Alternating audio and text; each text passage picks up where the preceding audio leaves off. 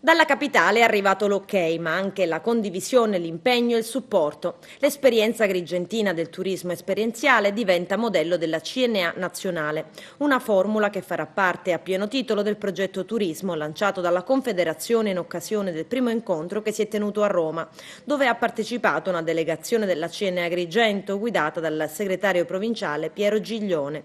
E ad illustrare il format, che nel territorio dei Sicani è già una splendida realtà, è stato il Sant'Angelese Pierfilippo Spoto, ideatore di questo vincente modo di attrarre l'interesse degli stranieri. Oggi CNA può diventare lo strumento che mancava.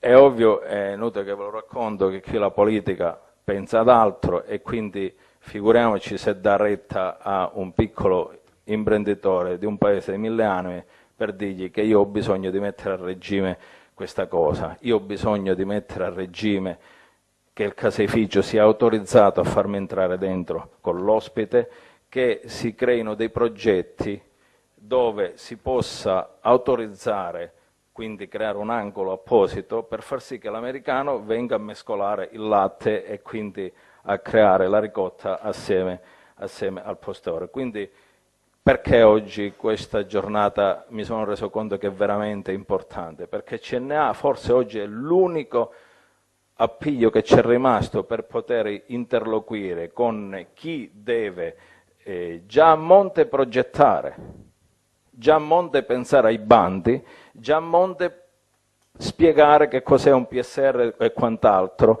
alla gente, al pastore che prima ancora di fare un progetto pensa più che altro a pascolare le pecore e portare il latte a casa.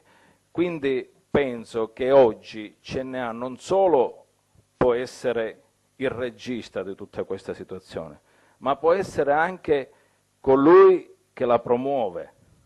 I vertici nazionali del comparto hanno subito raccolto e sposato la sfida già sponsorizzata dal segretario generale durante la sua recente visita ad Agrigento.